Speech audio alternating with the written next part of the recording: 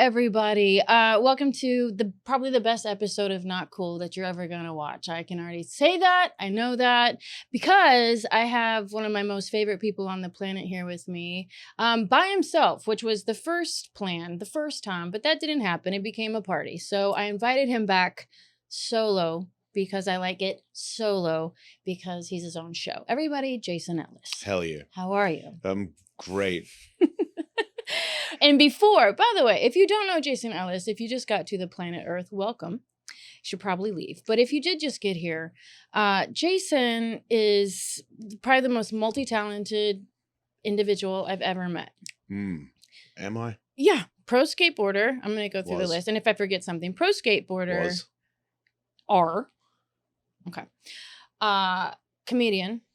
Working on it. Podcaster. That's a job I have. MMA. Yeah, I had fighter? 2 pro fights and I'm undefeated. Suck a butt. You suck a butt. And I got this wrong. I said BMX last time. I really apologize. But motocross. I ride, but I'm not professional. But you did. But enough that you coined yourself that you could have the title of being a motocross rider. I am a motocross rider, but I'm not a professional motocross rider. Okay. There's a difference. Well, you can do it. Yeah, well, there's a big difference. Like my friends that are professional, mm-hmm. They are really good. Foof. Yeah. I'm a professional race car driver, but that's also jank. It was like, lower class. Speaking of, okay, so I love cars and you know this to be true. So I just saw that you had your car wrapped. Yeah. Your beautiful BMW. I don't know what model make. It's an M3. M3, which was this cool, like lime green. Yeah. Beautiful. No, it's not lime green. It's Brazilian yellow. All right. Which I hate BMW for saying that. It's green. Stop it. Actually, fuck, you guys suck. You know what I mean? It's a green car. Mm-hmm. But yeah, I didn't really want it that color, but I wanted the fastest car that I could get that had seats in the back for my children. Okay. And that I drove all the different cars, also money bracket, but even money bracket, because like Lamborghinis don't fit children in the back. Sure. And then there's like, there's a couple of Mercedes Benzes that are pretty fast, but they're too... Mercedes-Benz is like luxurious and that slows the car down because they put too many things in it. Like you got your seat cooler and your seat warmer and it's like talking to you because there's a robot in there that wants to hear about your bullshit. Mm-hmm. My car doesn't listen to shit. My car is like, are you going to go fast or are you going to fuck off? Is she a sticky or a manual? It's a sticky. That's the other thing. It's a man's car. Sorry, you could be a woman and drive it too. I don't know. Well, I got to get that out. What is that? I don't know why you said that. That's some old school shit. My dad was a dick. Yeah. Like, why am I sounding like him? It's a car that goes fast, and whatever you've got in your crutch, good for you. But anyway, my car is real fast, and then recently, this is weird. This might be like cosmic. I don't know. That's not a word I use. But I got my car wrapped in my friend that passed away, Ken Block, who I love. And he was a big influence on me being a successful person. Mm-hmm. He like kind of made me realize that like I'm not just a piece of shit pro skateboarder. I could probably branch out and do other things. Mm-hmm. And he had a lot of money. And I was like, ooh, that seems cool. Like I like money. Mm-hmm. Like he made me realize that like it would be cool to get something shiny. I don't know if that was a good idea or not, but I got the car wrapped like his Unicorn. That's like this car that he got designed. It's like a Ford. It's a Mustang, but he like customized it to the point where it's just a beast. It was like the coolest. It's the coolest car as far as I love Lamborghini. That's the best car in the world. But a car that's like not the best car in the world and what you designed it to be, it's the coolest car I've ever seen. And the way he drove it, I love that car, the Unicorn. So I got my car wrapped like the Unicorn with Ken's number on it and all that stuff. I was going to ask you, it has 43 on the side of it. Yeah, that's his race number. Okay. So it's his car. It doesn't have Monster Energy logos on it because they don't pay me. And I love Ken, but I don't know if Ken really wanted that on there. I think he did it for the money a little bit. Mm-hmm. No offense. But yeah, it's basically his car wrapped. I want to get my rims white because he had white rims on his car, but I haven't got that in the budget yet. But after I got it, I swear it was like the next day or that day, I was just pressing buttons on the, I don't know what happened. It's because I've got the wrap and my car feels fast. And I was like, you have a car that's like Ken Block's now, so you should probably do a burnout in respects to him. So I hit the button to hit sport mode and I hit the wrong button. And this whole other panel came up on the screen. It was like sport, super sport. And then like all these categories. And I was like, what? That's in your car. Is it a computer in your car? Yeah. Just like you said, the Mercedes-Benz. But this is a computer that only asks one question. How fast do you want to go? Do you want to die? It doesn't say anything about, is your butt comfortable? It just says, do you want to get evil or do you? Yeah.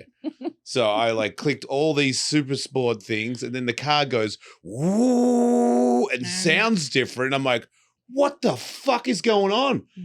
I can't not drive it in this super sport mode. I have to press like 7 buttons when I get in the car now because it turns off every time I turn the car off. And even if I'm in traffic, I don't care. Like it's sucking gas and I don't care. Every time I slow down, the pipes go, boom, boom, boom, boom, boom. It's a fucking race car now. And it does the sickest burnouts ever. I just peel out all over the place.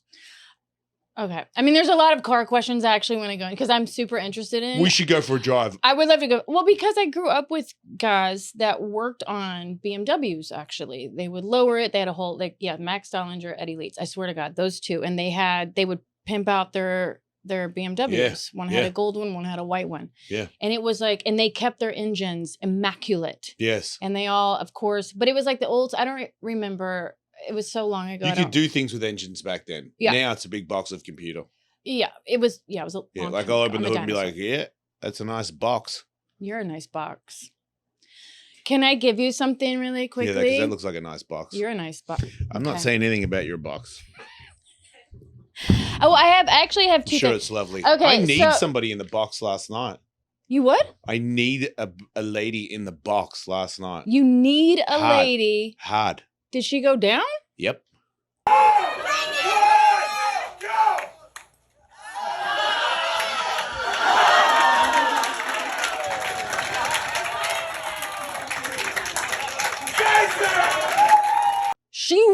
How did that oh, wait. Okay. I remember now. You did the Riff Raff show at the Comedy Store. Now that I was like, what do you want to I didn't want you to figure it out. I just wanted people on your show to think that I beat women.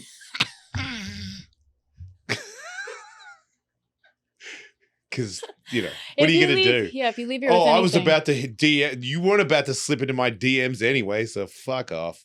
Okay, are you having trouble on the? I'm having trouble. The heart. Well, we're all having trouble. Can we just get that real clear? Are you dating? Are you looking into dating? Oh, okay. Yeah. All right, we'll get into that. We shouldn't, but cycle in a second. But first, I like somebody, but I don't think it's a good idea. Oh, you do have somebody in mind that you like? Yep. Do they know it? It's a good idea. Yeah. Okay. I'm just trying to be your friend. Okay. That's it. Okay. All right. Well, okay, we're going to get into that in a second, but I want to get this because if I don't do it now, my ADHD will never do it. And then we'll be 2 hours in. I'll be like, you know what? The camera's off. So, and then it'll be new. Okay. So there's 2 gifts. You got a trucker hat for me? I made a trucker hat for you. That's the only hats I wear. Okay, good. Okay, so this is the gift that I wanted to give you. I don't want to... Wait, this just like the box? No, it's wrapped. I wrapped it like your car. But I don't want to rip that.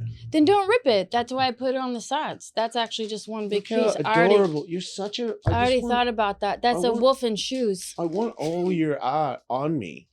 That's a wolf in shoes. Like I would... That's a hint. That's a precursor to what's in the actual... You put an upside down cross on his head. Yeah, I don't know. I'm in that. It's a thing I'm doing right now, and I'm not sure what's going on there. But that is... I get into these modes. I'm not scared of upside down crosses. I'm not I feel like some people get triggered by them, and it's like, look, I don't want to murder you. Yeah. Like I don't want anything bad to happen to you. It's what's wrong with a little bit of evil?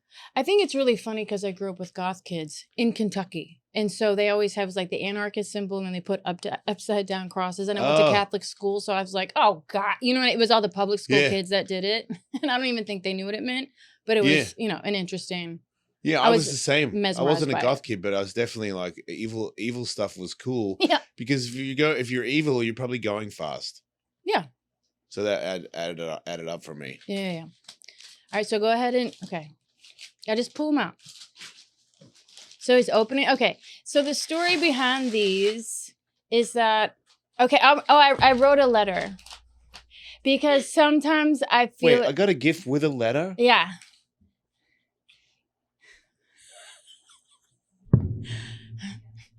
I did that because I'm better writing than I am, as you know, like I can get really stumbled up on my words. And so I'm better writing. It's really short. And I made sure it was short you ready? No. Okay. It's really okay. It's just, I'm better at writing than I am anything. Dear Jason, that's how it starts. Okay. Dear Jason, well, I hope you love, they're shoes. Okay. So I hope you love your new kicks. I started making these a while ago after the photo shoot with Jen, actually, and I guess it all happened exactly in the timing that it did. I loved making these for you, and shoes, feet, both of them are very important because they get you to the next thing and keep you taking the next right step. It sounds like you have a lot of new and exciting things ahead for you, so maybe these brand new pair of shoes can help support you in going towards your dreams one step at a time. Keep going, Jason Ellis. You are just getting warmed up to crush the world with all you got. Wolfpack forever. Love, Sarah Hyland. And then I put Princess of the Wolves. And then I said, that's a callback to the first time that we ever met. Remember how I bought and owned a wolf? Jesus. And then I drew a wolf. There's a gift. You're too nice to me. I love you so much. I love you. I really do. You're a very special person. And I do appreciate you coming all the way back here again. So I do. I made these because I very much forever and ever have, since the first time we ever met, I really related to you so much. I just think you're a kindred spirit. And then you're the whole wolf thing. And I was like, oh shit, I'm a princess of the wolf. We're like family. So it's just one of those things. I love you, and I'm so happy for all the stuff you're doing. And I think shoes and feet are important because they do get you to the next thing. So I hope they're okay. They're really fun, and I love you so much. And then I made you a hat in case you didn't like the shoes.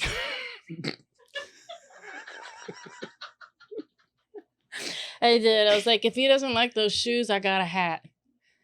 So they're custom made for you. There's some stuff that I added in there. They got pink shoelaces, a match your shirt. They're my favorite color.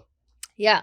So I but like I said, if you don't want pink in Shut up. the shoes, These I do are the have coolest the shoes white. Ever. Yeah. So it started out as like this wolf thing. That's a wolf in an astronaut suit on the moon. I see. Yeah. I understand. Ooh. Because someday they'll go to the moon. Yeah. These are fucking sick. Yeah. And so I just, like I said, I think I always... Wolfpack. Those with thumbs up. Yeah. I love the big thumbs up. That's kind of like my main jam. And that one is a little more wolf heavy. So yeah, they're just, and then on the inside of the tongue, I wrote to you, and then on one of them it says keep going. So I always thought, like, you know, if I could make shoes, I would put little things on I know it's hard to get out. I would put little things on there that, you know, it's just like, it takes a lot to get out in this world these days. So just the littlest things help, I think. Your head. It's on the 3. You got a big head. You know, when you have a big head, it's harder to knock you out, though. Well, I've heard you had, how many concussions have we had since I last saw you? There's a certain amount of head that doesn't matter. It's still going to go to sleep. I hit my head really hard. Again? I broke the inside of my helmet. But that was the big concussion, though. That was the big one. I didn't even realize. I went to skate again like a week later. Yeah. And I was touching my helmet, and I was like, what's that crack? And I took my helmet off, and the padding split all the way through from the impact. But I guess they're supposed to do that. It's like actually a better helmet, which is cool. That I was lucky enough to have a helmet because helmets from skateboarding back in the day, they're the same company that makes the helmet makes dog bowls. Sure. So somebody told me that like years out when I was already been in the game for a long time, and somebody had a new helmet that I didn't like the look of it. It was like really big, and I was making fun of them for it. Yeah. And they go, your helmet's made out of dog bowl plastic. And I was like, what do you mean?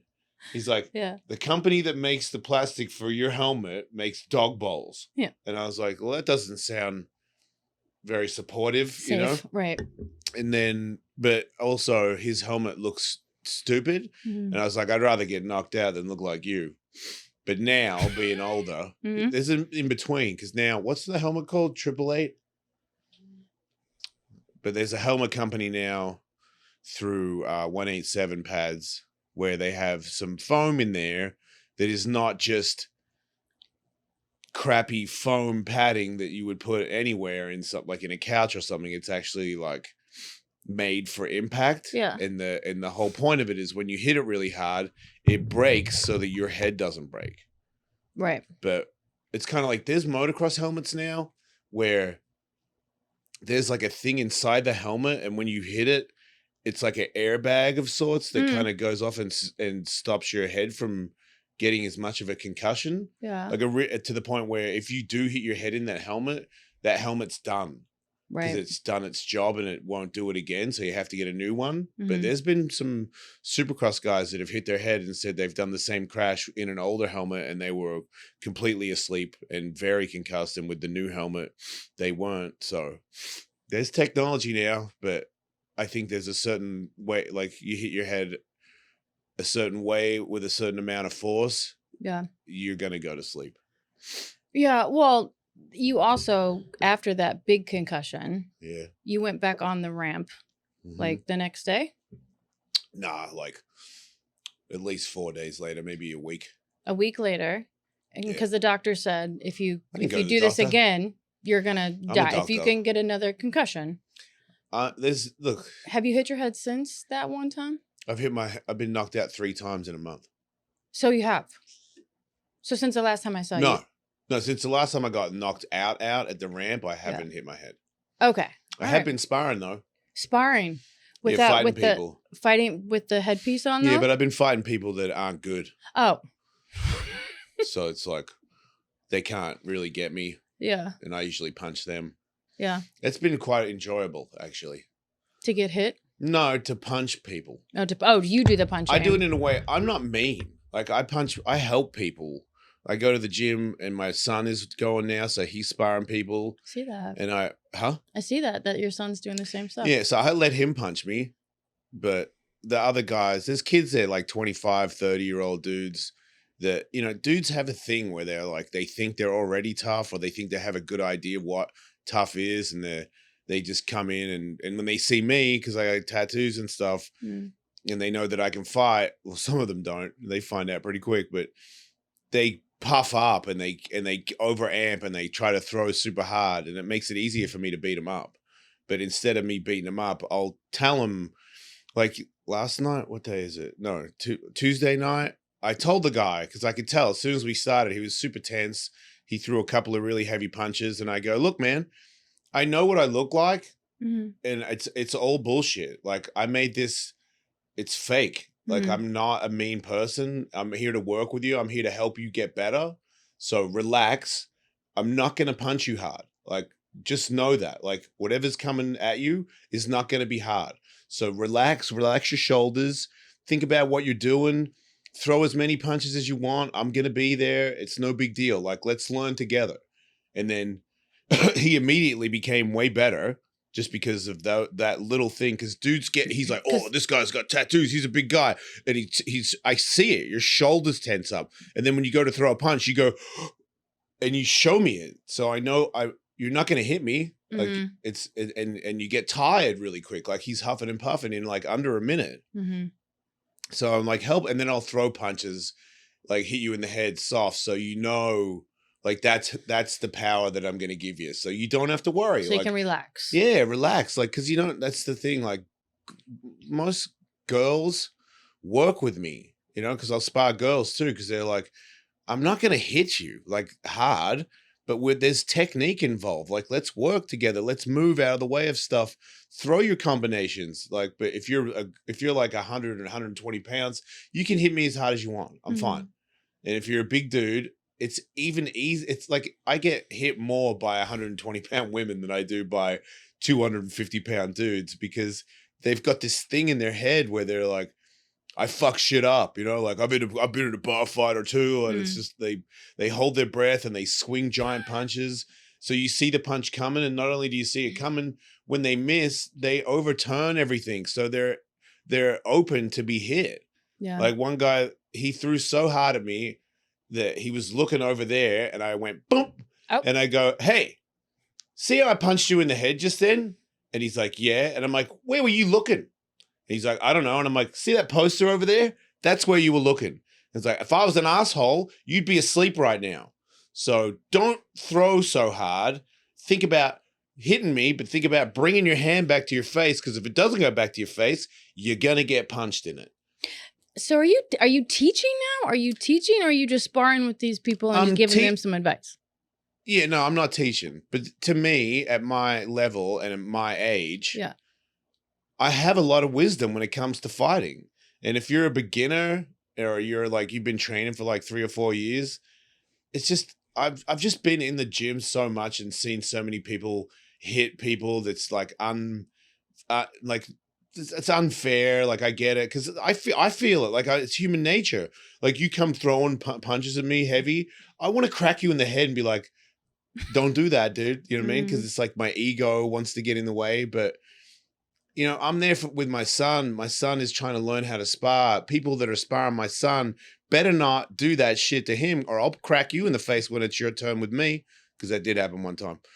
But I'm here to teach you, and that's how you teach people how to fight. And I want to give that gift, because men, women, when you have that confidence that you can defend yourself, and it's been passed down by somebody who isn't a dick, you know, where I'm like, hey man, you know, like, let's move together. Let's work.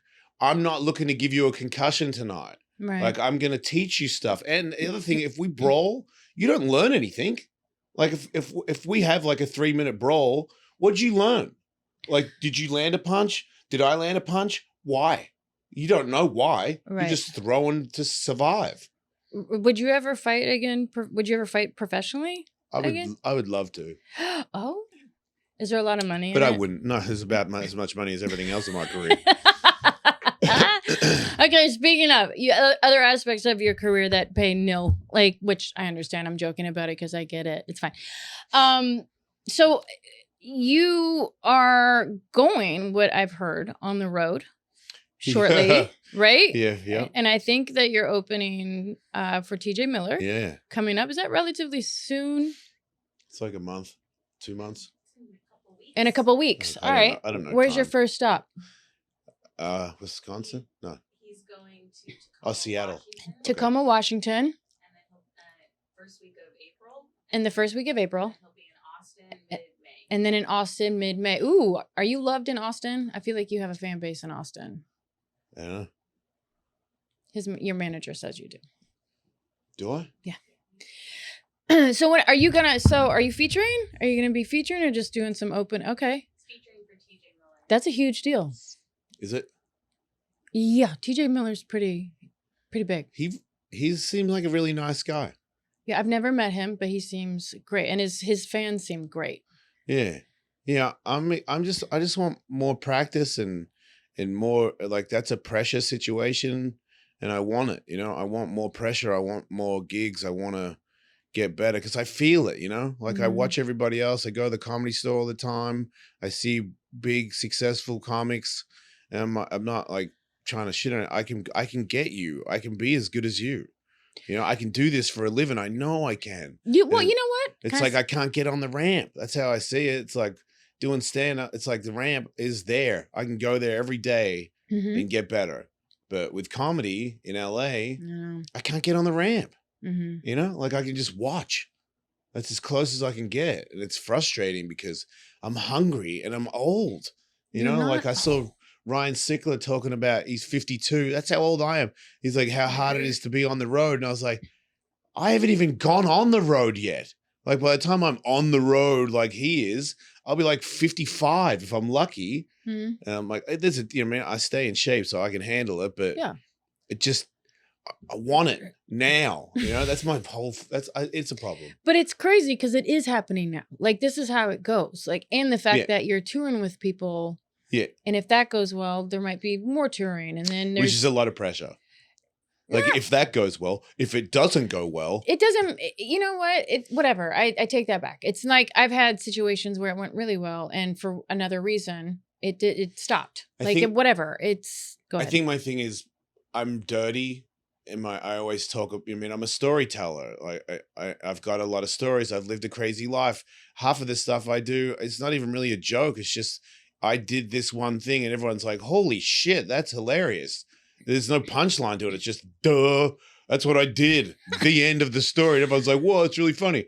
But I'm trying to like do cleaner stuff, and I have to learn, you know, because I do have I have done funny stuff that doesn't involve coming on somebody. So I've just got to implement that to my routine because it's just, I get amped up and I'm like, you want to hear something crazy? You know what I mean? Like, I came on, you know, and it's like, dude, stop coming on everybody, you know what I mean? Or letting people come on you and talk about like doing a burnout or something, you know? But you know what? I watched a clip from you from 2 years ago at the Brea Improv. Yeah. Because I was talking to your manager and I looked online to be like, oh, well, you know, what's been going on with you? And you just type in Jason Ellis and one of your clips comes up from a couple of years ago and you killed. And the great thing about, and I mean, people in the comments loved you, but it was off the cuff. I mean, there were things but I feel like that's a little bit of, there's nothing wrong with that. Like you work within that, but I don't think when I watched it, I was like, oh, that's your thing. I just think it's different when I travel to other cities because there's this, I don't even know if it's real or not. It just seems like certain cities don't want to hear about that stuff. Like I have this warning people have said, you know, even the Comedy Store, like, hey, we want you to do the Dirty Show. And I'm like, what about our show? It's like, no, you're good for the Dirty Show. And I'm like, I'm excited that they even know my name, but I'm also, it was a big slap in the face where it's like, yeah, this is where you belong, man. Right. You know, and in the Dirty Show, when everyone does all their jokes in the Dirty Show, I'm like, this is what I do. Like these guys are like, I'm going to turn up the dirty. And I'm like, this is Tuesday. Turn up the dirty. Because they were like, man, I usually don't say this, but here's the story. And I'm like, that's my story. Right. So I'm trying to do these other things. And I know, because that's my, you know, I'm so new that all my practice has just been filthy.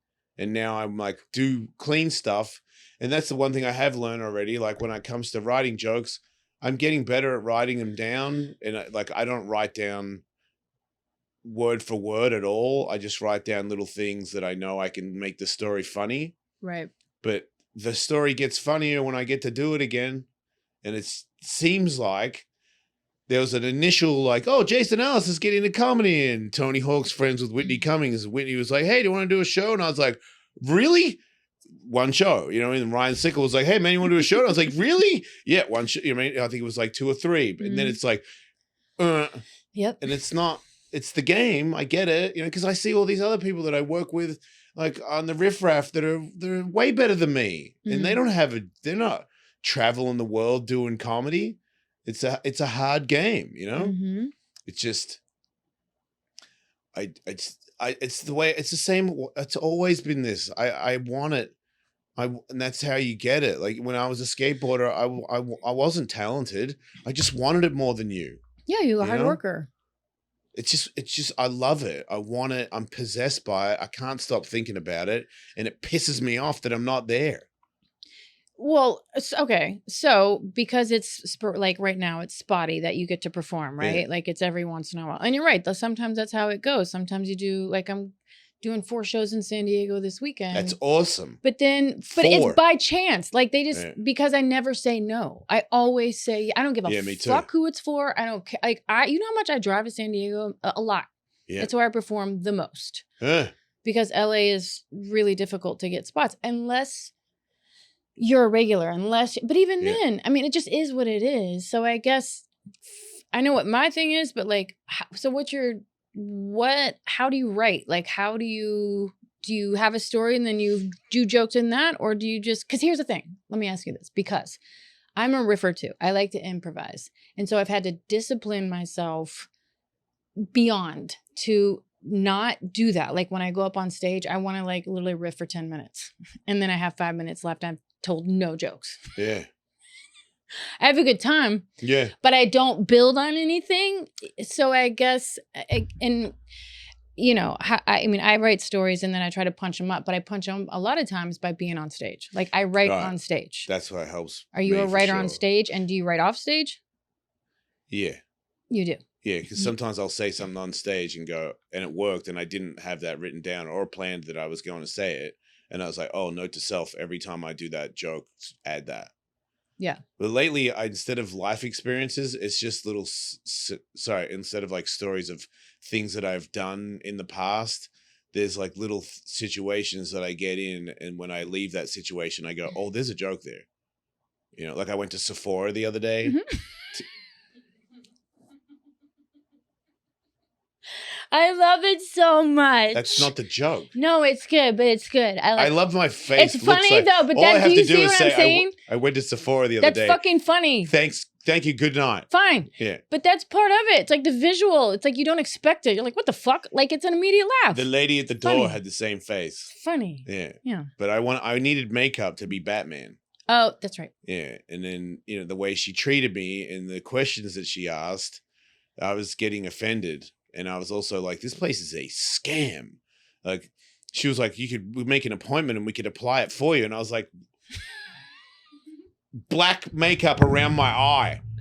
I'll make an appointment. What? You think your dude doesn't know which part, where his eyes are? Like, how's that?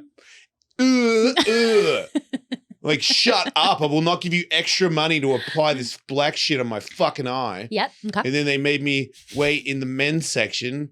And I was like, oh, so that's where I belong, in the men's section? I can't hang out in the ladies section? And it's just this little thing in the corner?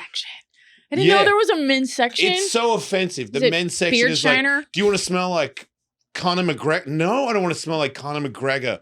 Like, what the fuck? or Jake Gyllenhaal. Fuck Jake Gyllenhaal. Okay. Like, I'm on the beach with abs. I'm like, Jake, fuck if you're you. watching... It's cool. Yeah, I'm not saying he's a bad person. I'm just saying I don't want to smell like some dude. Like, how dumb are we all for wanting to smell like a dude that's in a movie? A lot of ladies put on dude cologne to smell like dudes. Yeah, well, they're dumb too. That was the other thing I noticed in Sephora. Dumb. Women are dumb in there, and Sephora think you're dumber than you are because they're like, here's your little cattle line. They put you in a fucking cow line, and it's like, moo, like, get this thing. Moo, chapstick. Moo, face mask. Moo, more mascara. You already went to the mascara section, but have you seen this mascara in the moo line? Mascara, like, you're fucking dumb. Everyone's dumb in there. No, because they give you baby mascaras in the moo line. Like, but you already got a full one. I know, but you might need it for travel. Oh, a baby one will fit in my extra little purse. Like, but it's a different color. That happens. See what's happening? I know. You're sounding I have dumb. a small black. No, I don't. I smell educated and like I'm a woman because I have a small. Yes, it did. That was not impressive. I'm not trying to impress you. I'm saying, Wasn't that intelligent of a comment? I'm the only female right now that is trying. Listen. I've got female parts in me. I'm connected to women. Man parts in me. You do. We're both a little weird. But let me say something. Do something. When it comes to makeup, it's kind of like having different skateboards and shit. You want an option sometimes. Having different hats. Like you like sometimes I'm an artist. And so sometimes. So am I. Yeah, I know. But can I just talk to you man to man? What I'm saying is that woman to woman, please. Woman to woman. Okay. What I'm saying is sometimes, like I have a large mascara that is maroon. It's like a burgundy brandy. This large. That's a big mascara. Baby arm large. And then I have a small one that I can put in my bag. It's black. Yeah. Just in case I want a little bit of a blacker tone. Okay, cool. But can't All they have... important. Can I say something now? Man to man? I guess. The big mascara could have, in that section, there could be, hey, here's a little section of mascaras. For when you don't, why do you got to put it in the cow line where they know you've done your purchasing, but they're like, no, you might not have any more money, but give it to me. Mm-hmm. They're milking you. I know. They're stealing my money. They are. You know?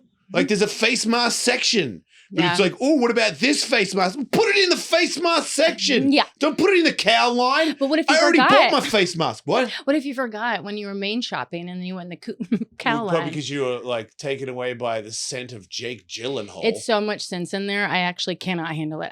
My threshold for Sephora scents or any perfume shop is 10 seconds. Yeah. I cannot do it. Yeah, I don't like it. But I am. I will go again though. Did you have a pleasurable experience No, I didn't have a pleasurable experience, I mean, but it was funny to see how the rest of the world works. in Sephora? Yeah, because I was like, who are you? Who are these people? Yeah. One lady was nice to me. One lady, because there were people like, first you put this one on, and then you would put this other thing on, and I'm like, wait, 3 things to make my eyes black? Yes. Bullshit. Yes. And then a lady came over and she's like, there's a pencil where you can just color your eyes in. I was like, fuck you guys. Mhm. She's cool because Mhm. she knew. Mhm. And she didn't say, would you like to make an appointment to apply it to your Mhm. face? Mhm. She was like, just here, take the pencil Yeah. and leave. And I Yeah. was like, yeah, that's me. Take the pencil and leave, guy. Okay. Yeah. Okay. Listen, I understand. I'm just saying I know the processes because usually you have to clean the eye and then you have to prime it and then you put a base foundation and then you do like a liquid concealer and then you put your makeup on top of it and then you can line it if you want. Or you could just Or apply just it with apply a pencil. Whatever. We all have our different journeys. Well, I'm not going to dinner. I'm fighting crime. Okay. So yeah. So you okay. All right. So let me pull it in. Yeah. All right. Sephora makes me mad, man. Can you tell?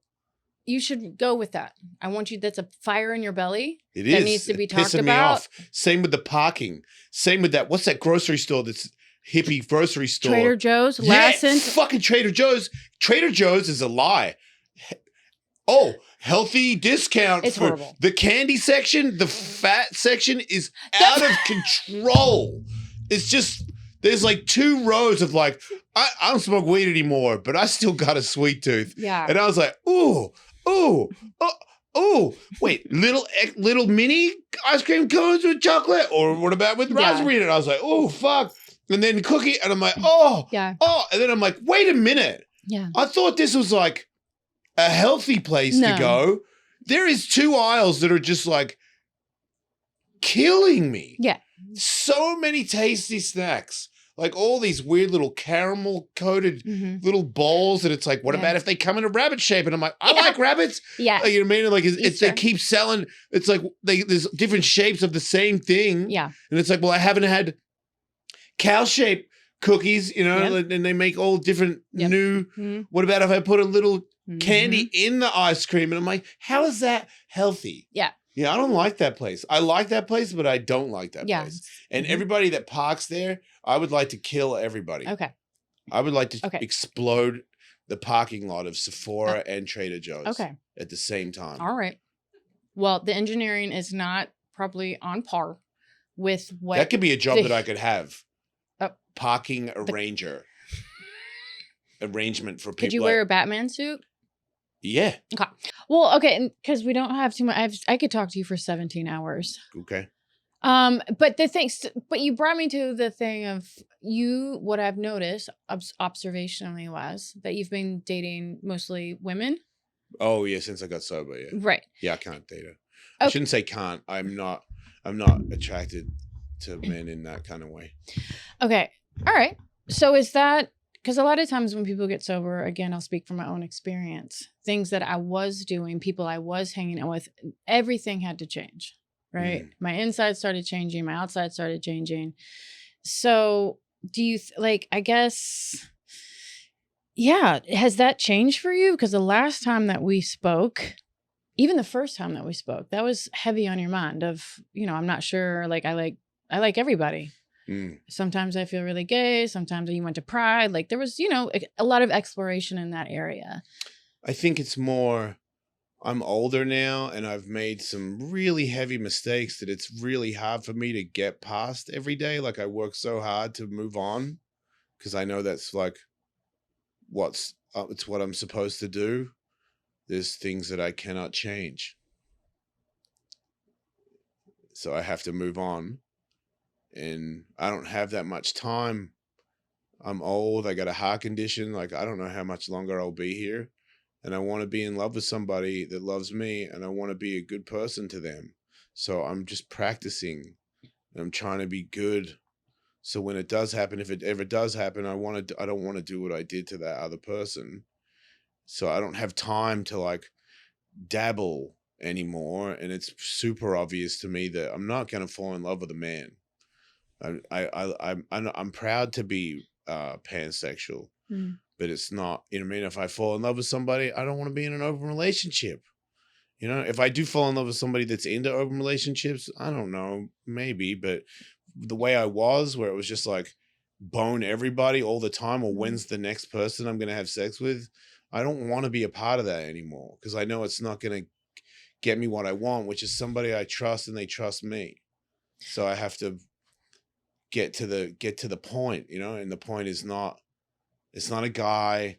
It's not, maybe, you know, I don't know if it's even I don't care if you're trans or not. It's just a woman is what I want. It's what I need. And I want to get better for that person, whoever it is. And I just don't have time for all the frills anymore. It's like, what are you really about? What are your intentions in life? Do you really love me? Like, do you want me to succeed? Do you want me to be happy? Because if that's what you want, then we can make a life together, you know? And I got a lot of scars, so you probably got a lot too. So I'm not expecting somebody perfect, but I try. It's like I want it now, and I know that it's not coming now. I know that I have to keep working, and I have to be alone a lot, and I don't like it. I want to be alone. But you're not alone, is the thing. I know that sounds physically, you may be alone, maybe. But I just, again, this is coming from an outside perspective. One, I know what what you're talking about. I know what that means. It's like it's in your fucking DNA. Like I can't convince you otherwise, and I understand that. But it is from an outside person having a clear perspective of what I'm watching in your life. It's like, damn, like everywhere you go, like you do have like these, you know, pillars of people who fucking dig you so much. Like I'm staring at one in the room right now, who's your manager, Brianna, who you just spoke of. I mean, this is just, I can only speak in the vicinity, but I mean, your son, your daughter, like all of these people that are your, I think, sponsor now. Like there's just, and it's going to keep growing is the thing. I pray, and now I can hear God talking to me. Yeah. And God told me to stop fucking everybody. Yeah. So I was like, okay, I won't. And then at a meeting, I talked about it. And then I went to another meeting like 2 days later, and I was really dark because I found out about some financial shit that spiraled me. And then my sponsors, I have a sponsor, he sponsors this other guy who's a friend of mine now. I love him. He's a big Jack dude, so it makes sense. But he called me. But your sponsor's a big Jack dude. They both are. They both are. Okay. All just three of us getting look it like correct. fucking killers. It's a good fit. It's Okay. a good fit. Yeah.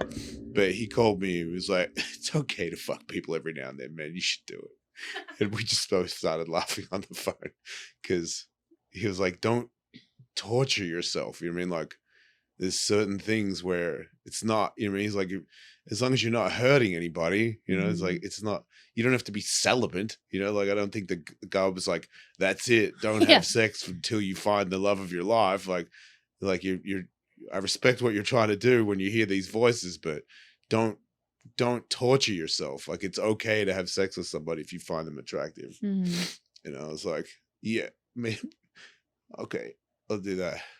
But it's still really hard, you know?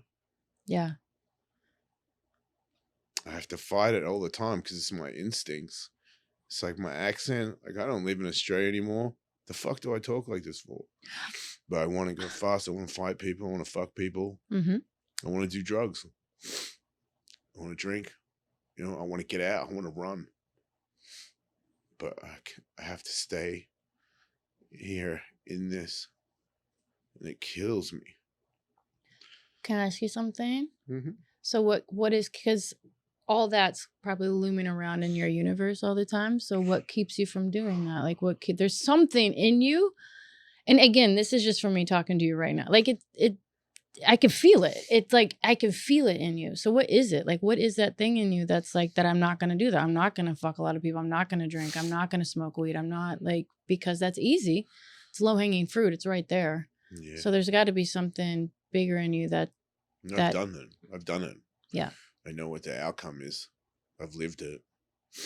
I've done it to the point where to do it again would be the definition of insanity. It didn't help. It didn't make me happy. It didn't fill the hole. I got a watermelon-sized hole in my heart, and I'm trying to fill it with apples. So, my kids, like my daughter's already past it and had to deal with all the shit that I've done to her.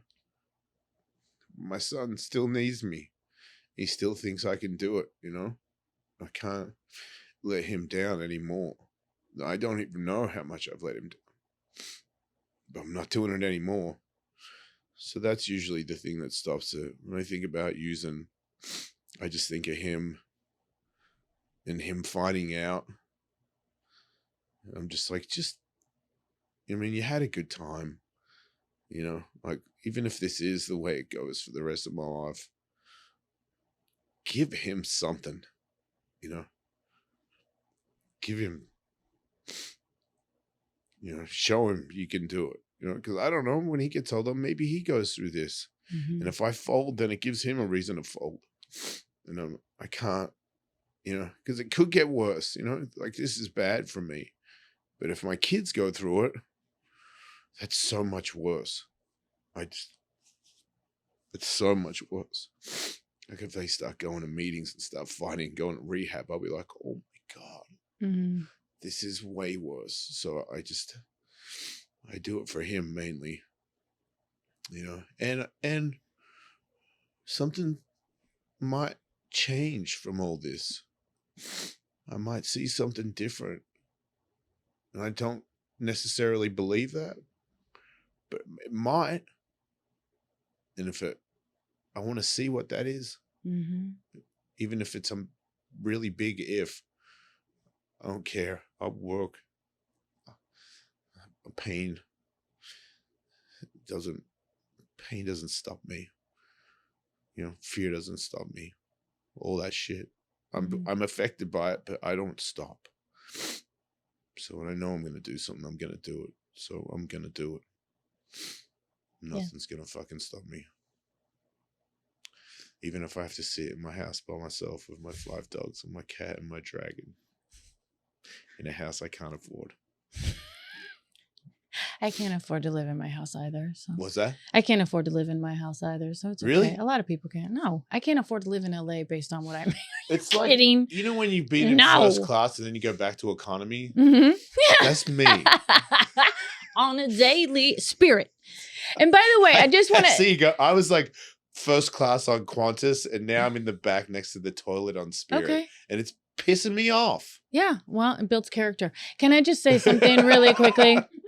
Well, but based on what you're saying, and I promise I will get you home. But I just want to say this, because you talked about your kids a lot, and it's some sort of maybe a little hope. I don't know.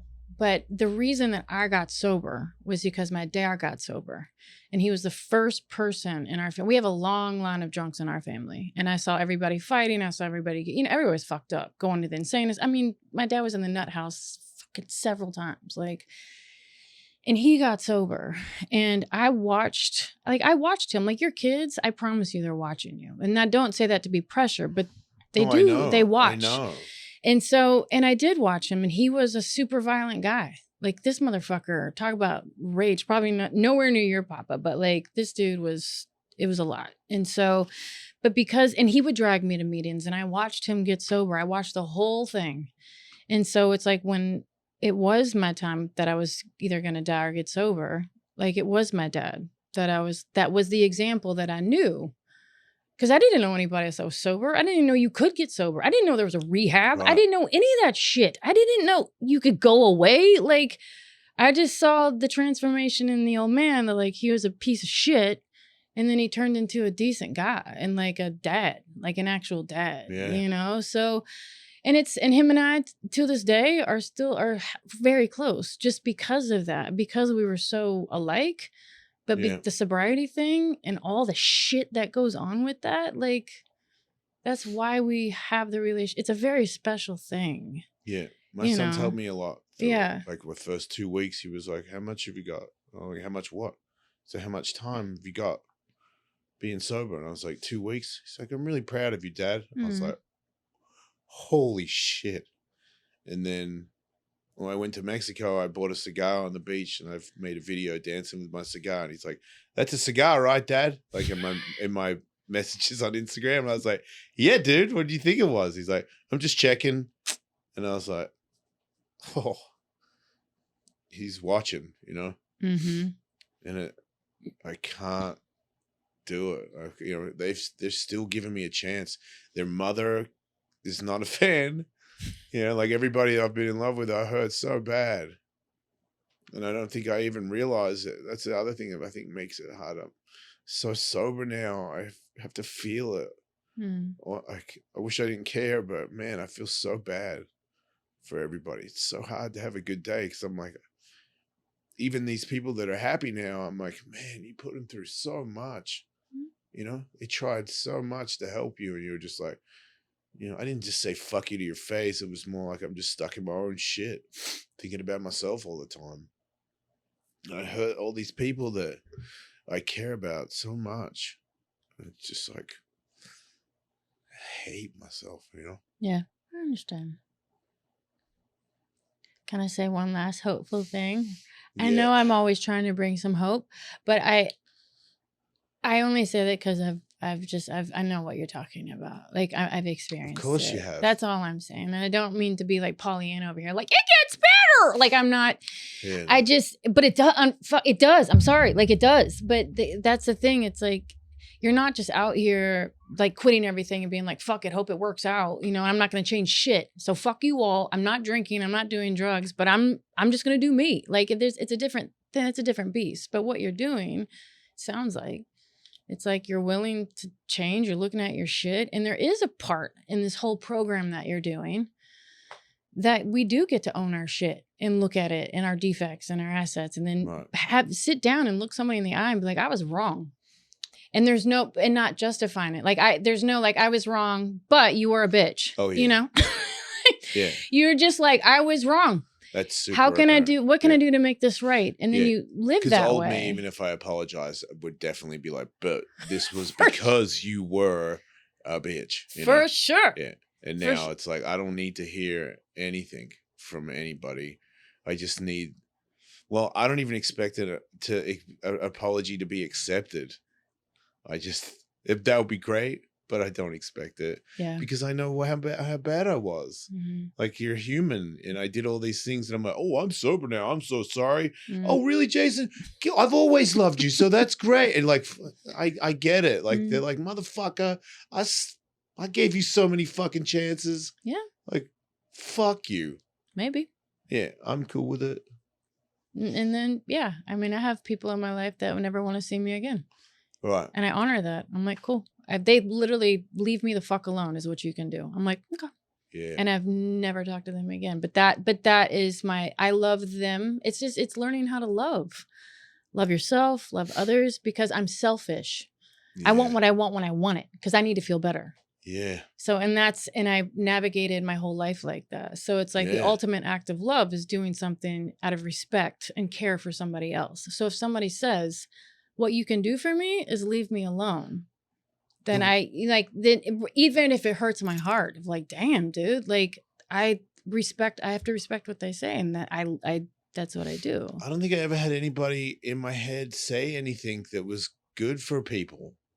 Like I never heard an idea that was good for anybody else except me. Like I never had anybody, like a voice go, maybe lay off that. Like that could potentially hurt somebody. And I'm like, who the fuck said that? Because it makes sense now. Like the whole maybe don't go around fucking everybody. And I was like, but I like fucking everybody. And it's like, yeah, man, but you're getting yourself in trouble and you're hurting people you care about. And I was like, I don't even know if I could do that. And it was like, you could do that. Just do it. Like the things that you've done in the past and now that involve you getting something. Yeah. Like look at it like that. Like you want to get big, go to the gym. You want to get better at fighting, go to the fucking gym. Like you want to have better friendships with people and not have people that you care about breaking their fucking hearts all over the place. Yeah. Keep your dick in your pants. Yeah. And I'm like, okay. No, because it's because you're just talking about action, you're talking about doing it. Fuck it. But it's funny. I listen to a lot of like not self-help podcasts, but I listen to a lot of like, because I have to constantly work every single day to stay out of my emotions. Because if I don't want to do it, then I don't do it. That's fucking dumb. That's childish. Yeah. And so, I've heard it several times before, but I've had to let go of this idea that things are supposed to be easy and like I'm supposed to feel good all the time. Yeah. That's dumb. Like it's not dumb. That's false, and so I was listening to a podcast and the whole point of it was like, it's going to suck. It sucks. The majority of the time, it's hard. Yeah. And just when I can get in that, I'm like, I'm fine. Cause I'm like, it's not supposed to feel good all the time. It's going to suck. Majority? No, but meaning that's that where I'm at right now. The majority of the time it sucks. So it's hard. And I'm like, man, can I get like, I yes, you will. I just want to be happy you will. all day, I promise you. Not like a bunch of days in a row. Just give me one, Yeah. Give me one. This happened, it was good. This happened, it was good. Right now is good. And later on tonight, it's going to be good. Just give me one. I'll take one right now. And then let it rain again. Mm-hmm. I just want to fucking break. But I get it. It's the same as everything I've ever done. There's like a hard time. You feel like you're going to break. And you almost tell yourself, that's it, I quit. And then you get pissed and you get the fuck back up. And then you make it. Mm-hmm. This is a long one.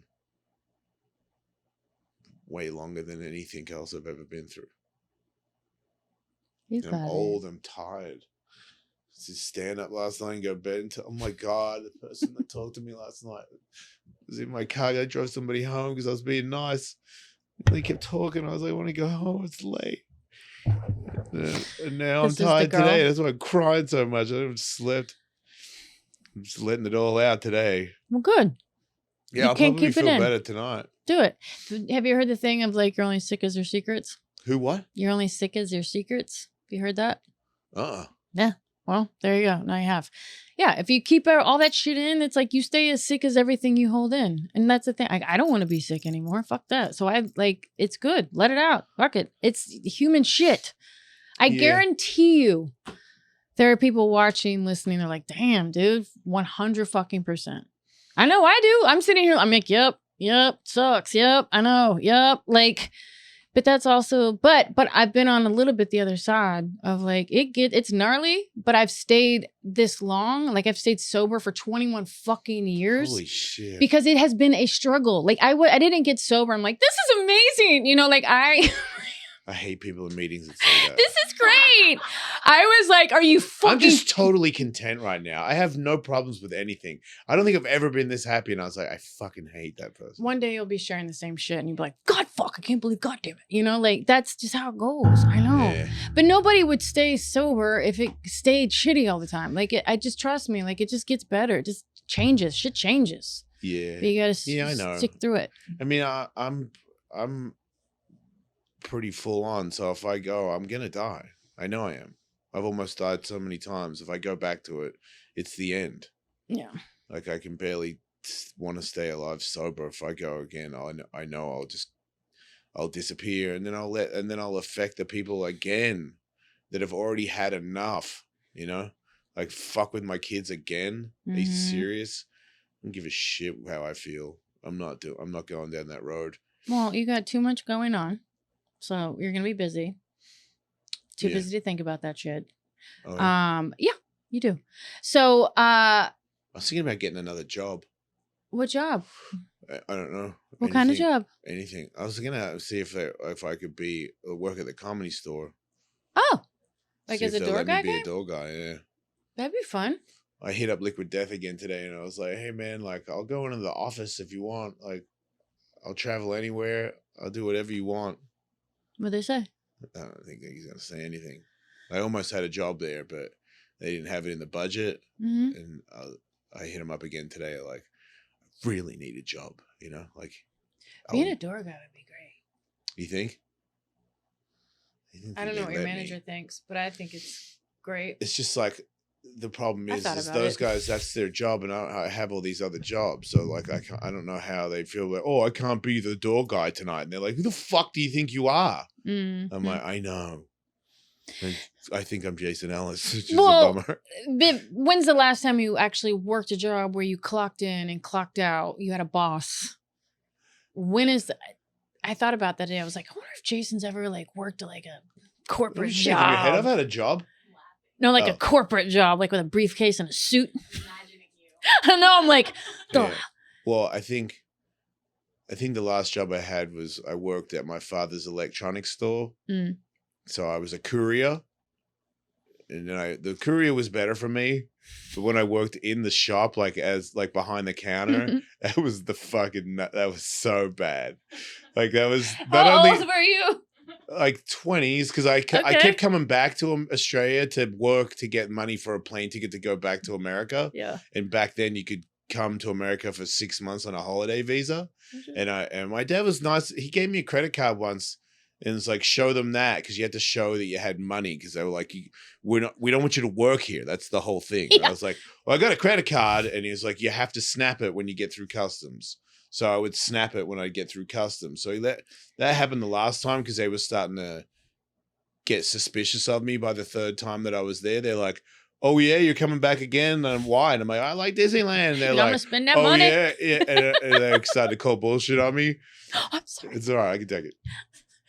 But yeah, that, like, I was selling integrated circuits and like resistors and shit, Mhm. and there was people that worked behind the counter that knew about them, and they were like, this boss's son dickhead Mm-hmm. who doesn't know anything. And I'm like, they're like, do you have any RC 2954s? And I'm like, do we? You know, and they're like, yeah, dude, we do. They're over there behind the thing. And I'm like, okay. And then my, I don't know math or how to read or write or anything. So like on the register, I'm like, and I'm going to give the change back. I'm like, you gave me 10. I'll give you 5. You know, like, and that, like, people would just be watching me going, what Yeah. the fuck are you doing here? Yeah.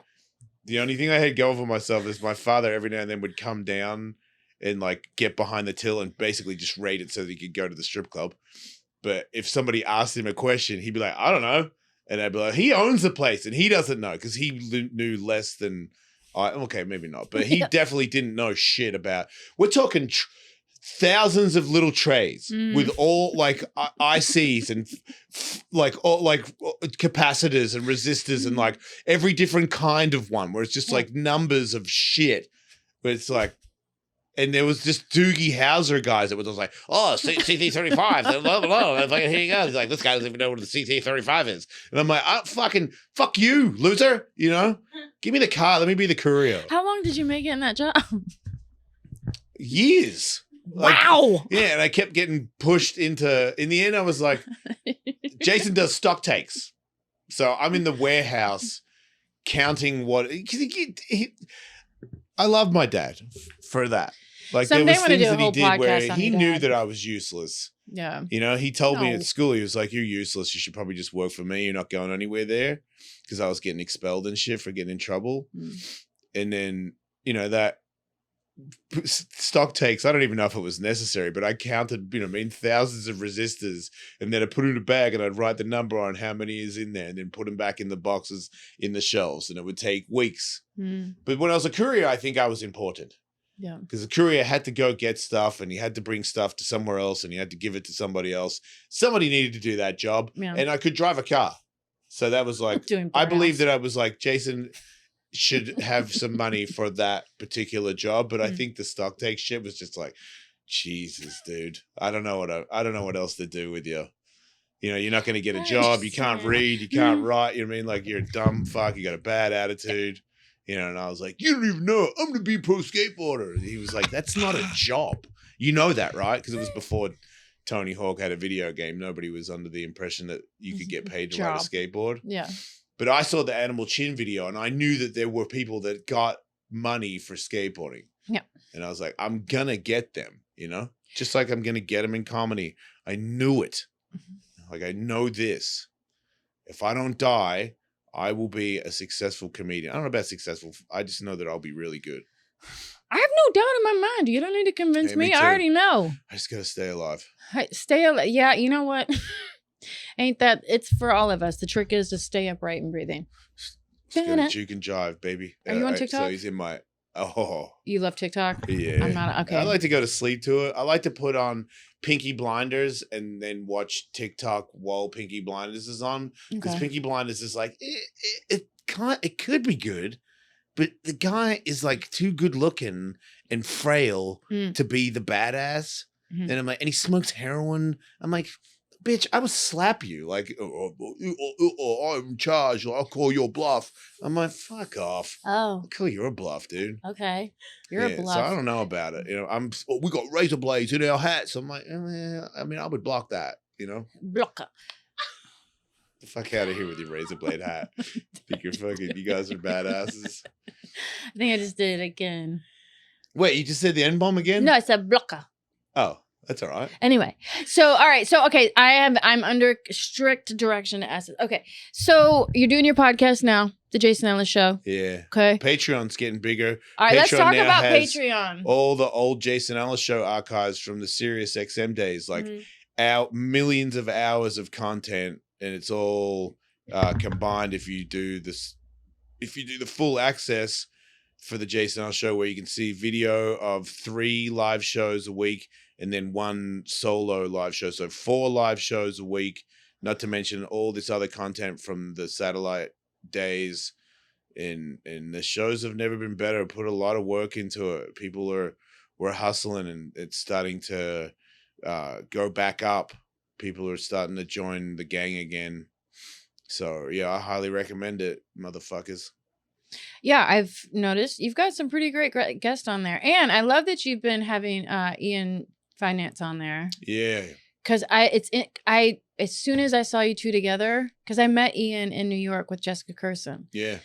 And I was like, duh, of course they get it. Like, duh, like you guys are the same person. So I'm so glad that happened. I don't know how that happened, but I'm glad that happened. I met him in Florida when I went to do that festival there. That's right.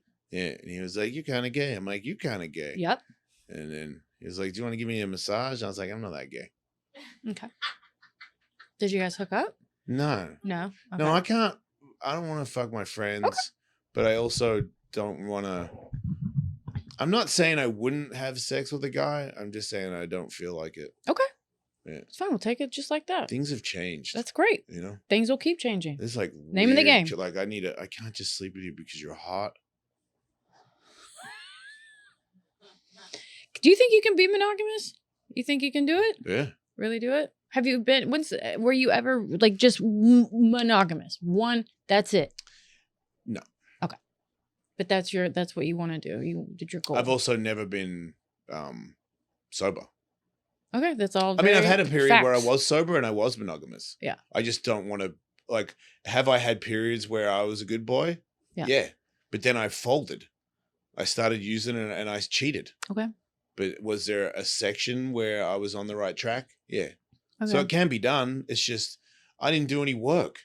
You know, it was just like, oh, okay, I'm not allowed to do that. I'm not allowed to do this. It's just like holding the weight up above my head. I'm like, I got it. And then like 5 years, I'm like, this weight is heavy. And then I fold because I didn't do any work. I just was like, I can't, I'm not allowed to, so I won't. Okay. The end. I didn't tend to anything. I always felt like the grass was greener on the other side. You know, like I know now, you know, I'm like, that's the devil in you, dude. Like when you think, ooh, I haven't fucked her. It's like, shut up. You have.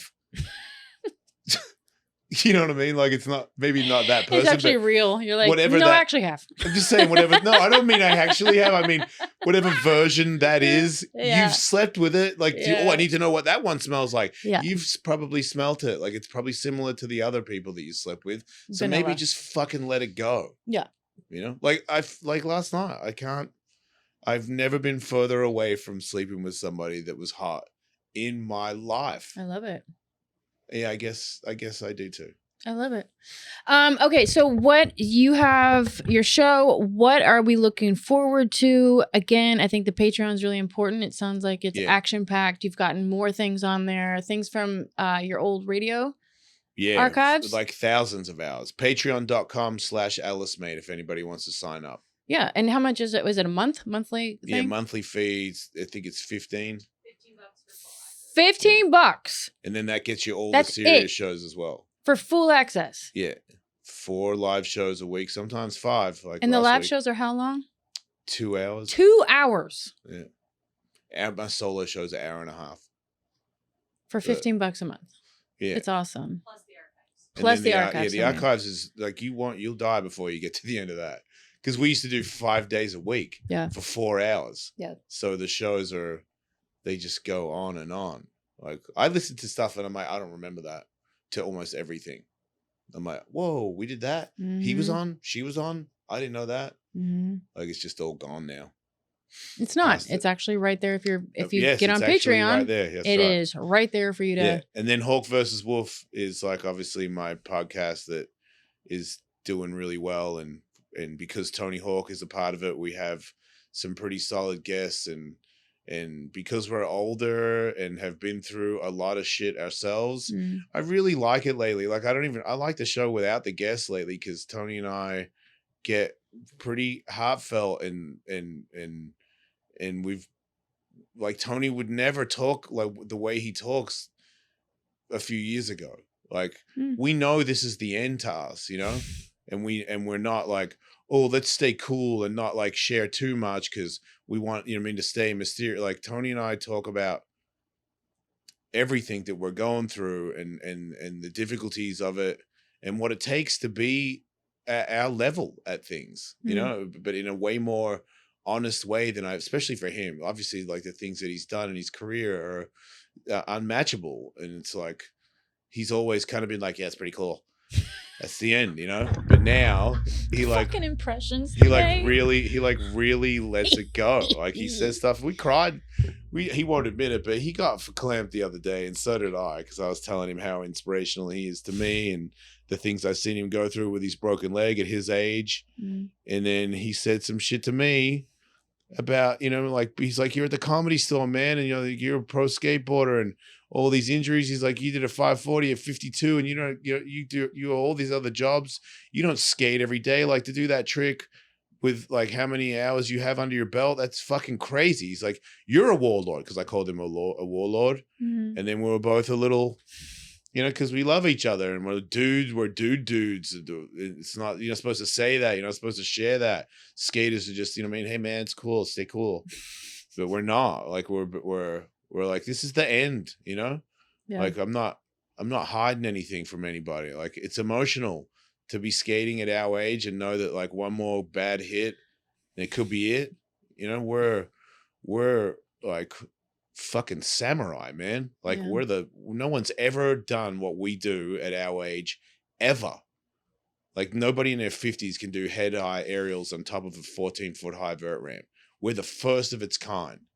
Well, you know what I loved? It's like, I don't love that you got a concussion, but there was a video that you put out that Tony Hawk was there with you, and you were on the ground, and I think Tony or someone was asking you questions about, you know, basic stuff, and Tony was right there with you, just like as like your brother almost. He's like, we've done this 100 times. He's gonna be okay. Just, you know, it was just amazing to watch you two of like, damn, you could tell these dudes have known each other a long but it's changed in our 50s. It's changed. Like when I got knocked out when I was 28 and Tony was there there were a bunch of people like, you're all right, you know. But when you're 50, you know, I've been at the ramp and it's like 3 of us or 4 of us, you know, and most of us are 50 and up.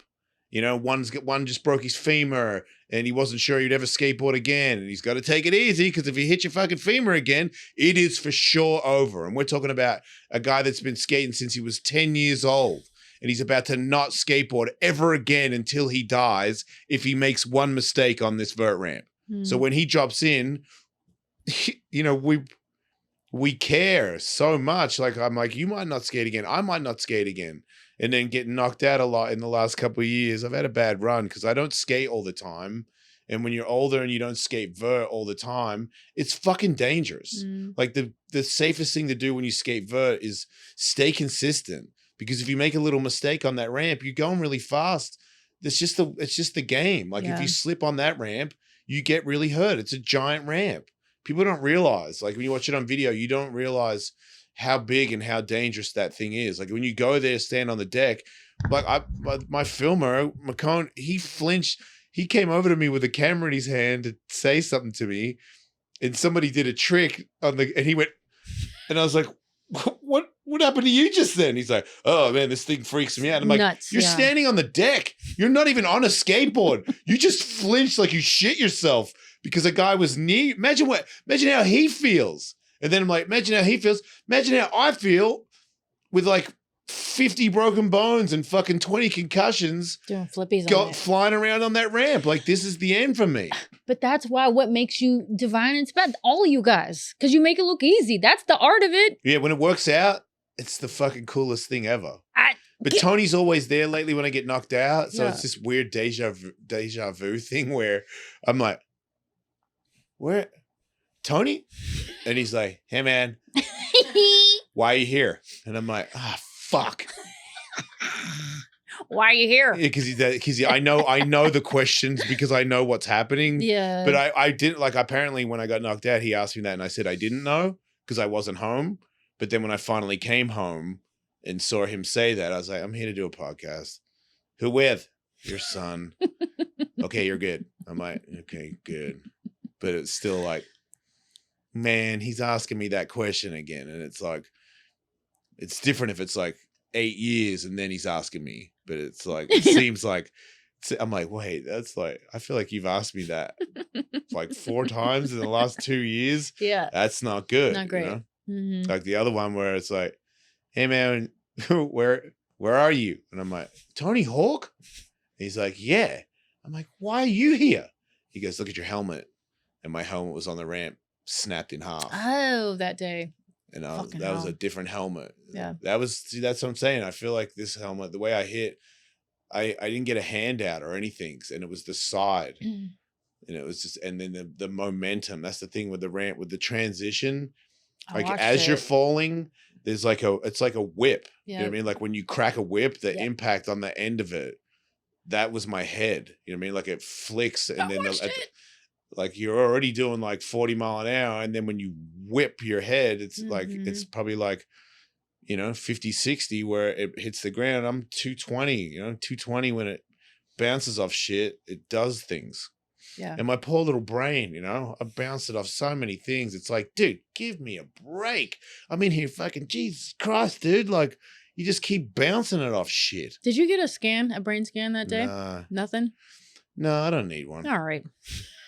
I'm built different. I'll give up when I want to give up. Because I've done it. I've hit my head before where I can feel I'm going into it again. And I'm like, nah, we're not going there. That's a bit scary. Like when you get out, switched out, it's kind of relaxing. You wake up and you're like, what happened? And you're like, I feel foggy. And it's not bad. It's no pain. But I've had concussions where it's like I'm starting to go and I know I'm going to faint and go back into concussion. And I'm like, no, don't. And it's like to fight out of it. It's like this darkness that's pulling me in. And I'm like, oh, I don't want to go in there. Because I've been knocked out before in Australia real bad where I was like getting choked in there. I couldn't breathe. And I felt like I was in hell. And I was like, oh no, like get off me.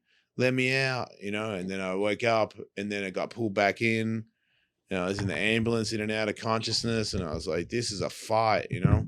You gotta stop doing that. Yeah, agreed. Just stop. Knock it off. Yeah. Quit But it. this one was sweet. Oh, okay, good. Well, It's like, hey, man, where are you? And I was like, I'm at Tony Hawk's Ramp. so Tony Hawk, you guys at that podcast, your podcast, going strong? Feeling good Yeah. about it? On fire? Yeah, I do feel good about it. I'm very proud of it.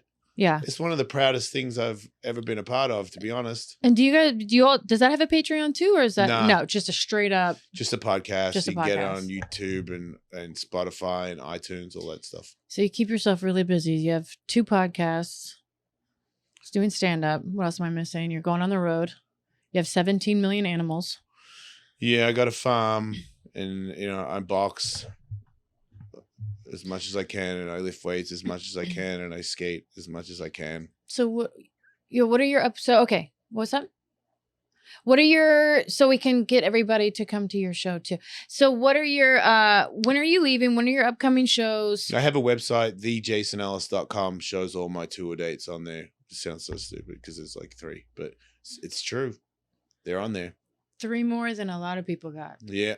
Yep. Which And it's going to be way more because once TJ sees me, he's going to be like, holy shit, kid, you're coming on the road with me. And then whoosh, off we go. That's how it goes. Be flying around the world, doing stand-up with everybody, telling jokes to all your friends. And everyone's going to piss themselves laughing. But it's going to have a positive message. Because you're going to keep it clean. No. Okay. Just checking. No, I'm still going to come on everybody.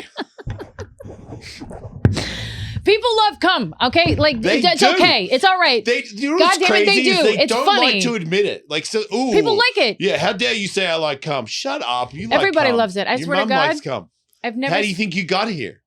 Yeah. You know? People love talking about jizz and anything else. So you're fine. You're going to be great. Yeah. I can't wait to see you because you're going to headline. I'll have some stories about sandwiches, Sit and then I'll come on it. sandwiches. I like sandwiches. They make me happy, man. All right. Is there anything else that you want to plug at all? No. I've held you hostage here for I think 7 hours. Good. I feel way better. Thanks for being my therapist. I love you. Listen, I love you. You're so nice to me. It makes me feel sorry for myself how much it means to me when somebody's that nice to me. Why am I sad about that? You know? Who have I been hanging out with where I get so emotional about somebody that I can tell really cares for me? Like, what does that say about my existence? I've been caught up in the bullshit game. That's what it tells me. I've been hanging out with a bunch of smoke, and now I've got like real friends, positive people that want positive things to happen for me. And it makes me cry because I'm so lucky to be in this situation after being in this dark bullshit smoke show for so long. Money game, like fucking get the money, get fame, get pussy. Like it's just all this smoke. And now I can see it now. Like I can see some of my friends that are still in it and I feel terrible for them. So I'm like, man, we're in our 50s and you think that's the way to go now? Like, wake up, Yeah, it doesn't get prettier. No, it gets Just saying. Yeah, it gets real sad. I'm 95 and I've been sober a long time. Gets better. Yeah. But thank you, Jason. Thank you. Your manager's sitting here. Is there anything I've left out? My beautiful Brianna. I love you. Like, again, I'm telling you, I'll make part 1, part 2, part 3, part 4, part 89,000. Like, I just love you. You should come back on my show. You're so fun. Anytime. Okay. To hang out with you. I'll see you on Tuesday. I'll see you on Tuesday. Jason Ellis, I love you. I can't wait to see what's next for you. Yeah, I hope it's good. It is good. Bye. Hey everybody, you want more Not Cool? Then go to Instagram and subscribe to Not Cool Pod and or on my own personal page, which is Sarah Hyland Rosenstein. And please don't forget to rate and review and of course, subscribe. Thanks for listening and watching, you guys. Stay not cool.